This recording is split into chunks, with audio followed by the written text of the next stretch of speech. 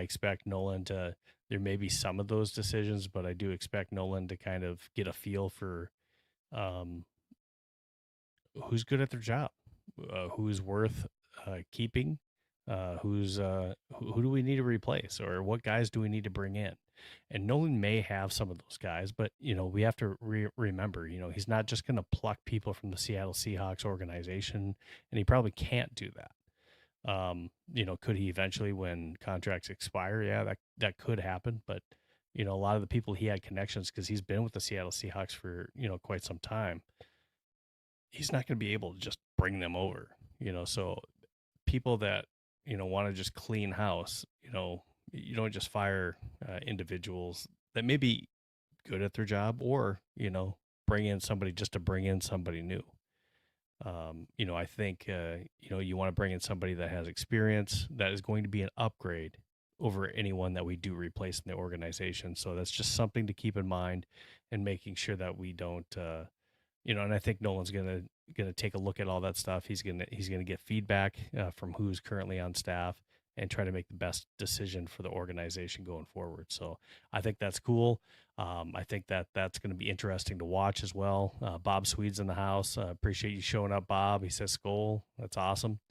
But I want to ask you guys a question. Okay. So some of the questions that I have for you when we move into our next topic is, with Nolan Teasley, what are some of the priorities that he should have as a GM? I'm going to talk about some of these. I'm going to run a poll for you guys too. All right. So this should be, boom, right here. What should Nolan Teasley address first as GM?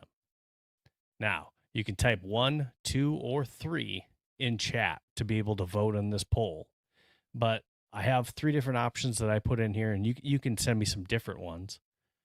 But as I look at this, Brian O'Neill's contract extension is going to be important. Right now, he's been in street clothes, been on the sideline. We actually saw him this week, kind of get in there and in his street clothes, but he's not wearing his uniform. Obviously, some of this has to do with the fact that he's going to be in his last year of his contract. He wants a new deal, and he's been one of the most reliable offensive linemen and players on this team for a long time since he's been here. So that's absolutely going to be an important thing for us to look at, and for Nolan Teasley to look at. So after some of these staffing decisions, he's definitely going to have to do that. Adding rotational edge depth. Okay. I've been a big proponent of this. I know Brev's on here too. And Brev, I'm going to bring up your comments as well.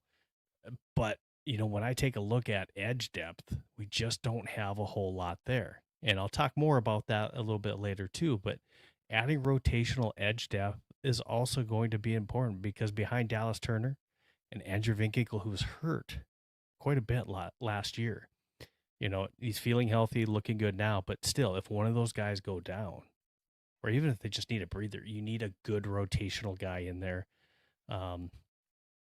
We could have, somebody that really kind of steps up through camp, but I would feel a lot better bringing in a solid veteran to come in as a rotational guy, especially if we were to have an injury throughout the season.